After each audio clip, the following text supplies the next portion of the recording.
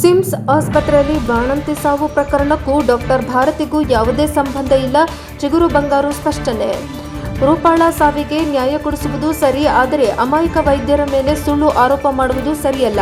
ಚಾಮರಾಜನಗರ ನಗರದ ಹೆರಿಗೆ ಆಸ್ಪತ್ರೆಯಲ್ಲಿ ಬಾಣಂತಿ ಸಾವು ಪ್ರಕರಣಕ್ಕೂ ಡಾಕ್ಟರ್ ಭಾರತಿ ಅವರಿಗೂ ಯಾವುದೇ ಸಂಬಂಧ ಇಲ್ಲ ಎಂದು ನಾಗರಿಕ ಹಿತರಕ್ಷಣಾ ಮತ್ತು ಜಾಗೃತಿ ವೇದಿಕೆ ಅಧ್ಯಕ್ಷ ಚಿಗುರು ಬಂಗಾರು ಸ್ಪಷ್ಟಪಡಿಸಿದರು. ನಗರದ ಜಿಲ್ಲಾ ಕಾರ್ಯನಿರತ ಪತ್ರಕರ್ತರ ಭವನದಲ್ಲಿ ಕರೆದಿದ್ದ ಪತ್ರಿಕಾಗೋಷ್ಠಿಯಲ್ಲಿ ಅವರು ಮಾತನಾಡಿ, ಇತ್ತೀಚೆಗೆ ನಗರದ ಸರ್ಕಾರಿ ಜಿಲ್ಲಾಸ್ಪತ್ರೆ ಮುಂಭಾಗದಲ್ಲಿ ಕೆಲವು ರಾಜಕೀಯ ಮುಖಂಡರುಗಳು ಏನೂ ತಿಳಿಯದ ಕೆಲವು ಗ್ರಾಮದ ಮುಕ್ತ ಅನಕ್ಷರಸ್ಥ ಜನರನ್ನು ಸೇರಿಸಿಕೊಂಡು ಆಸ್ಪತ್ರೆಯ ಸ್ತ್ರೀರೋಗ ಮತ್ತು ಪ್ರಸೂತಿ ವಿಭಾಗದ ಡಾಕ್ಟರ್ ಭಾರತಿ, ಡಾಕ್ಟರ್ ಕೌಶಲ್ಯ ವಿರುದ್ಧ ಪ್ರತಿಭಟನೆ ಮಾಡಿ ಕರಪತ್ರಗಳನ್ನು ಹಂಚಿರುತ್ತಾರೆ. ಇದೊಂದು ಉದ್ದೇಶಪೂರ್ವಕ ರಾಜಕೀಯ ಪ್ರೇರಿತವಾದದ್ದು ಎಂದು ಆರೋಪಿಸಿದರು. ಮೃತ ರೂಪಾ ಅವರ ಸಾವಿನ ದಿನದಂದು ಡಾಕ್ಟರ್ ಭಾರತಿ ಅವರು ಕರ್ತವ್ಯಕ್ಕೆ ಹಾಜರಾಗಿಲ್ಲ. ಸುಖ ಸುಮ್ಮನೆ ಅವರ ಮೇಲೆ ಆರೋಪ ಮಾಡುವುದು, ಪ್ರತಿಭಟನೆ ಮಾಡುವುದು ಸರಿಯಲ್ಲ. ಬಡ ಜನರ ಪರವಾಗಿ ಕೆಲಸ ಮಾಡುತ್ತಿರುವ ಡಾಕ್ಟರ್ ಭಾರತಿ ಅವರ ಹೇಳಿಕೆಯನ್ನು ಸಹಿಸಿಕೊಳ್ಳದೆ ಕೆಲವು ಕಿಡಿಗೇಡಿಗಳು ಅವರನ್ನು ಬೇರೆಡೆ ವರ್ಗಾವಣೆ ಮಾಡಿಸುವ ಹುನ್ನಾರ ರೂಪಿಸಿದ್ದಾರೆ ಎಂದು ದೂರಿದರು. ನಿಮ್ಮ ವಿರುದ್ಧ ಕೆಲವು ಪುಡಿ ನಕಲಿ ಹೋರಾಟಗಾರರು ಯಾರದೋ ಮಾಡಿರುವ ಕುಮ್ಮಕ್ಕಿನಿಂದ ಕಿಡಿಗೇಡಿಗಳ ಪ್ರತಿಭಟನೆ, ಸುಳ್ಳು ಆರೋಪಗಳಿಗೆ ತಲೆ ಕೆಡಿಸಿಕೊಳ್ಳದೆ ಬಡ ಜನರ ಸೇವೆ ಮಾಡಿ ನಿಮ್ಮೊಂದಿಗೆ ನಾವಿದ್ದೇವೆ ಎಂದು ಪತ್ರಿಕಾಗೋಷ್ಠಿಯಲ್ಲಿ ಕಲಾವಿದ ಹರೀಶ್ ಕಿಜ್ಜಿ, ನಂಜುಂಡಸ್ವಾಮಿ, ಮಹಾದೇವಸ್ವಾಮಿ ಹಾಜರಿದ್ದರು. ವರದಿ ಹೊಮ್ಮ ನಂಜುಂಡನಾಯಕ, ಪ್ರಜಾಪವರ್ ಟಿವಿ, ಚಾಮರಾಜನಗರ.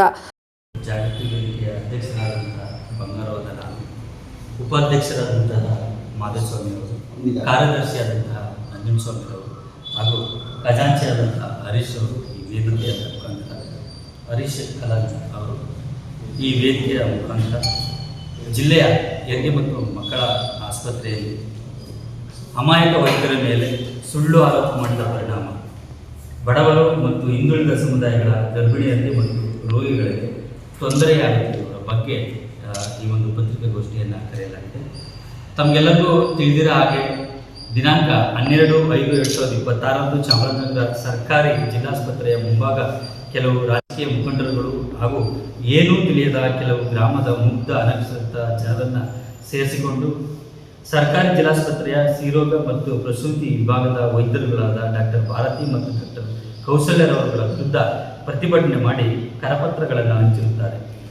ಇವರುಗಳ ಆರೋಪ ಏನಂದರೆ, ಚಾಮರಾಜನಗರ ತಾಲೂಕು ಅರಳಿಪುರದ ಗ್ರಾಮದ ಲೀಲಾವತಿ ಪರಶಿವ ಇವರ ಮಗಳು ಹಾಗೂ ನಂಜಾಪುರ ಗ್ರಾಮದ ಸುರೇಶ್ ಅವರ ಪತ್ನಿಯಾದ ರೂಪಾ ಎಂಬುವರು ಕಳೆದ 9 ತಿಂಗಳಿಂದ ಡಾಕ್ಟರ್ ಭಾರತಿ ಅವರ ಹತ್ತಿರ ಚಿಕಿತ್ಸೆಗಾಗಿ ತೋರಿಸಿಕೊಳ್ಳುತ್ತಿದ್ದು, ಹೆರಿಗೆ ನೋವು ಕಾಣಿಸಿಕೊಂಡಾಗ ದಿನಾಂಕ 3/5/24 ಡಾಕ್ಟರ್ ಭಾರತಿ ಅವರಿಗೆ ಫೋನ್ ಮಾಡಿದ್ದು, ಆಗ ಜೆಜೆಸ್ ಆಸ್ಪತ್ರೆಗೆ ಅಡ್ಮಿಟ್ ಆಗಲು ತಿಳಿಸಿದರು ಎಂಬುದು. ಆಗ ರೂಪಾ ಅವರು ಅಲ್ಲಿ ಹೆಚ್ಚು ಹಣ ಖರ್ಚಾಗುತ್ತೆ, ಆದ್ದರಿಂದ ಡೆಲಿವರಿಯನ್ನು ನನಗೆ ಇಲ್ಲೇ ಮಾಡಿಕೊಡಿ ಅಂತ ಕೇಳ್ತಾರೆ. ಆವಾಗ ಡೆಲಿವರಿ ಮಾಡಲಿಕ್ಕೆ ಭಾರತಿ ಮೇಡಮ್ ಅವರು ನನ್ನ ಹತ್ರ 10,000 ಕೇಳಿದ್ರು ಅಂತ ಆರೋಪ ಮಾಡಿದ್ದಾರೆ. ಮತ್ತು 3/5/2026 ಭಾನುವಾರ ಸರ್ಕಾರಿ ಜಿಲ್ಲಾಸ್ಪತ್ರೆಯಲ್ಲಿ ಅಡ್ಮಿಟ್ ಆಗಿದ್ದು, ಡಾಕ್ಟರ್ ಭಾರತಿ ಅವರಿಗೆ ಫೋನ್ ಮಾಡಿ ತಿಳಿಸಿದಾಗ ನಾನು ಬಂದು ನೋಡ್ತೀನಿ ಅಂತ ತಿಳಿಸಿದರು. ಆದರೆ ಅವರು ಬರಲಿಲ್ಲ.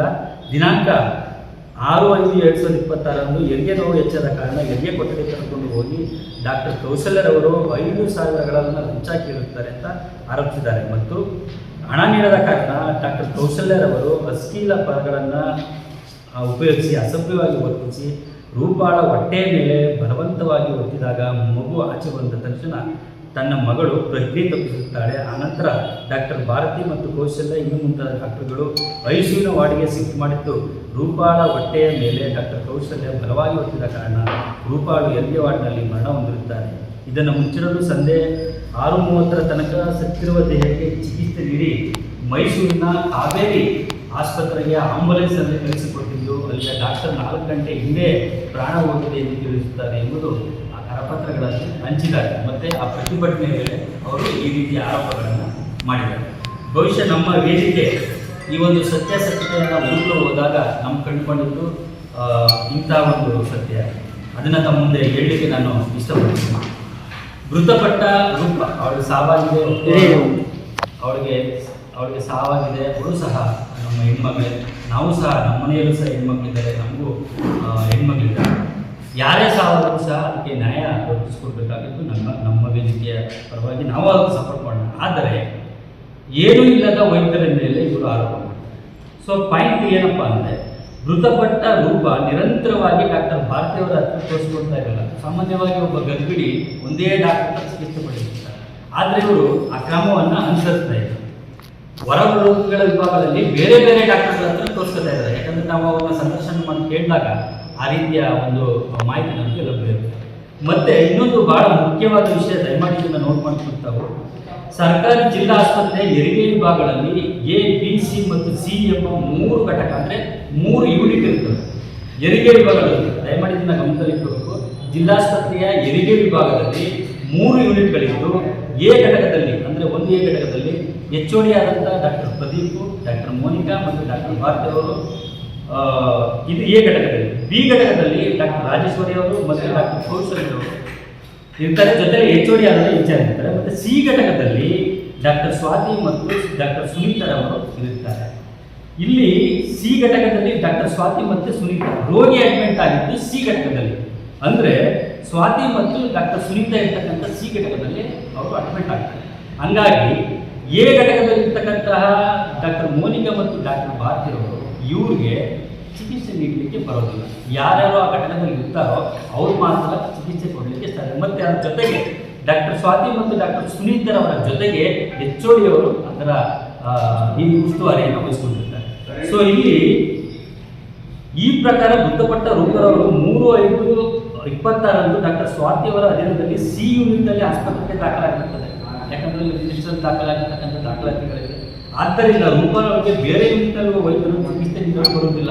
ಅಲ್ಲಿ ಕಾನೂನು ಇದೆ. ಯಾಕಂದರೆ ಬೇರೆ ಯೂನಿಟ್ನಲ್ಲಿ ಮಾಡಬಾರ್ದು ಕಾನೂನು ಇದೆ. ಆದ್ದರಿಂದ ನಮ್ಮ ಭಾರತೀಯರು ಇವ್ರಿಗೆ ಯಾವುದೇ ಕಾರಣಕ್ಕೂ ಚಿಕಿತ್ಸೆ ನೀಡಲ್ಲ. ಸೊ ಇನ್ನೊಂದು ಇಲ್ಲಿ ನಾನು ಹೇಳಲಿಕ್ಕೆ ಇಷ್ಟಪಡ್ತೀನಿ ನಿಮಗೆ, ಹೆರಿಗೆ ವಿಭಾಗ ಮೇ ತಿಂಗಳ ಕರ್ತವ್ಯ ಪಟ್ಟಿಯಲ್ಲಿ ಪ್ರಕಾರ ಡಾಕ್ಟರ್ ಭಾರತಿಯವರು ದಿನಾಂಕ 7/5/26 ಕರ್ತವ್ಯಕ್ಕೆ ಜಾಯ್ನ್ ಆಗ್ತಾರೆ ಹೆರಿಗೆ ವಿಭಾಗದಲ್ಲಿ. ಆದರೆ ರೂಪ ಮೃತಪಟ್ಟಿದ್ದು 6/5/2026. ಸರ್, ಅವ್ರ ರೂಪ ಯಾವ ಸೊ ಅವರು 6ನೇ ತಾರೀಕುವರೆಗೆ ಯಾವ ರೂಪದೊಳಗೆ ಯಾವುದೇ ರೀತಿಯ ಚಿಕಿತ್ಸೆಯನ್ನು ಕೊಟ್ಟಿಲ್ಲ. ಸೊ ಇಲ್ಲಿ ಪ್ರತಿಭಟನೆಕಾರರು ಹೊರಡಿಸಿರ್ತಕ್ಕಂಥ ಕರಪತ್ರದಲ್ಲಿ ಸಿ ಘಟಕದ ಡಾಕ್ಟರ್ ಸ್ವಾತಿ ಮತ್ತು ಡಾಕ್ಟರ್ ಸುನೀತಾರವರ ಹೆಸರೇ ಇಲ್ಲ. ಚಿಕಿತ್ಸೆಯಲ್ಲಿ ಇರತಕ್ಕಂಥ ಸ್ವಾತಿ ಮತ್ತು ಡಾಕ್ಟರ್ ಸುನೀತಾ ಮತ್ತೆ HOD ಆದಂಥ ಪ್ರದೀಪ್ ರವರ ಹೆಸರೇ ಅವರು ಹಚ್ಚಿರ್ತಕ್ಕಂಥ ಕರಪತ್ರದಾಗಲಿ ಅಥವಾ ಪ್ರತಿಭಟನೆ ಮಾಡೋದಾಗಲಿ ಅವರ ಹೆಸರು ಎಲ್ಲೂ ಪ್ರಸ್ತಾಪವಾಗಿಲ್ಲ.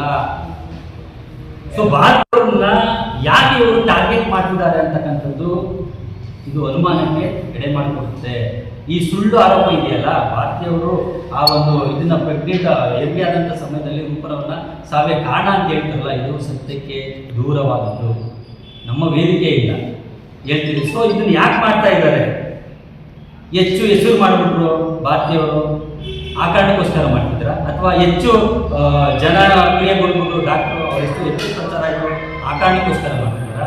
ಅಥವಾ ನಿಮ್ಮ ತಿರುಳಿಗೋಸ್ಕರ ಆ ಡಾಕ್ಟರ್ ಮೇಲೆ ಏನಾದ್ರು ಆರೋಪ ಮಾಡ್ತಿದ್ದೀರಾ? ಸೊ ಇವೆಲ್ಲವನ್ನು ನಾವು ನಿಮಗೆ ಕೇಳಬೇಕಾದಂಥ ಪರಿಸ್ಥಿತಿ ಬರುತ್ತೆ. ಹೋರಾಟ ಮಾಡೋಣ, ಒಬ್ಬರ ಸಾವಿಗೆ ಹೋರಾಟ ಮಾಡೋಣ, ನಾವು ಇರ್ತೀವಿ ನಿಂತಲ್ಲಿ. ಆದರೆ ಸಾವಿಗೆ ಕಾರಣವಲ್ಲದ ಅಮಾಯಕ ವೈದ್ಯರ ಮೇಲೆ ನೀವು ಯಾಕೆ ಆರೋಪವನ್ನು ಮಾಡ್ತಾ ಇದ್ದೀರಿ? ಹೋರಾಟ ಮಾಡಲಿಕ್ಕೆ ತುಂಬ ಇದಿದೆ, ಜಾಗ ಇದೆ. ಸೊ ಇದನ್ನೆಲ್ಲ ಗಮನಿಸ್ತಾ ಇರಬೇಕಾದ್ರೆ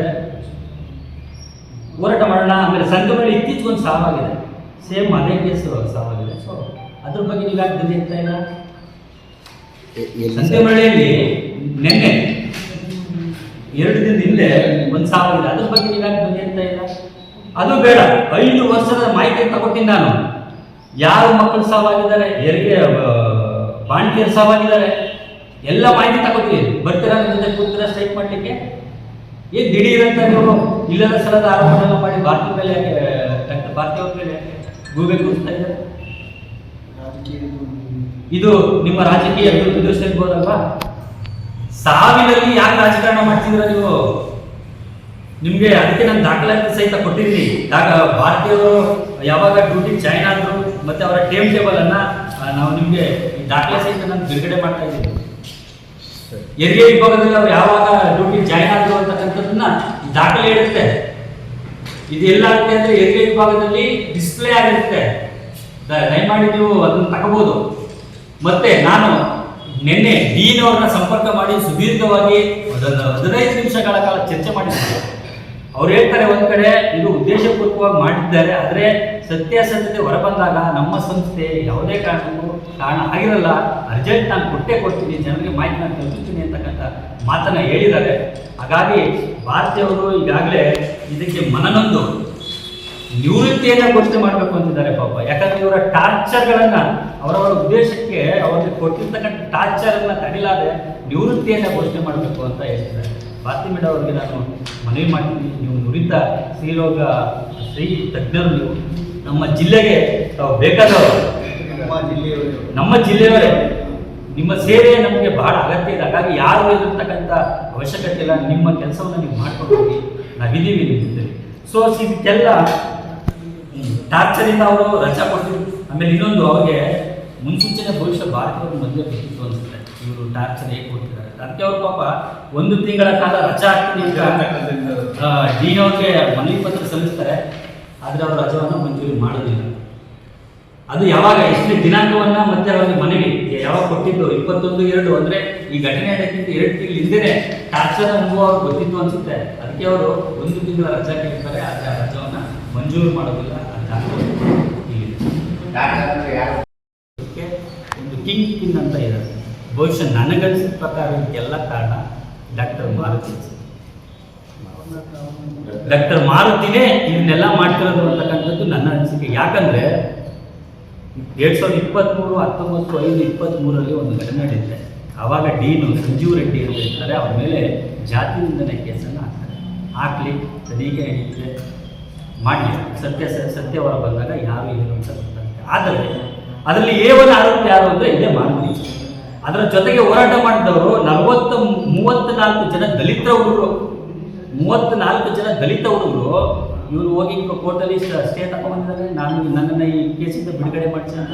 ಹಾಗಾದ್ರೆ ಇನ್ನು ಇವ್ರ ಬಗ್ಗೆ ಹೋರಾಟ ಮಾಡಿದಂತಹ 34 ಜನ ಹುಡುಗರ ಗತಿಯನ್ನು ಅವ್ರನ್ನು ಕರ್ಕೊಂಡೋಗಿ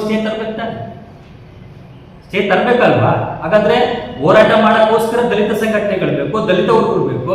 ನೀನು ಬಚಾವ್ ಹಾಕ್ಬಿಟ್ರೆ ನೀನು ಬಿಡ್ತಾರಲ್ಲ ಶಿಕ್ಷಕ. ಸೊ ಇದರಲ್ಲೂ ಸಹ ಅವನಿಗೆ ಒಂದು ಕೈವಾಡ ಇದೆ ಅಂತಕ್ಕಂಥದ್ದು ನನ್ನ ಸಂಶಯ. ಮುಖ್ಯ ಉದ್ದೇಶ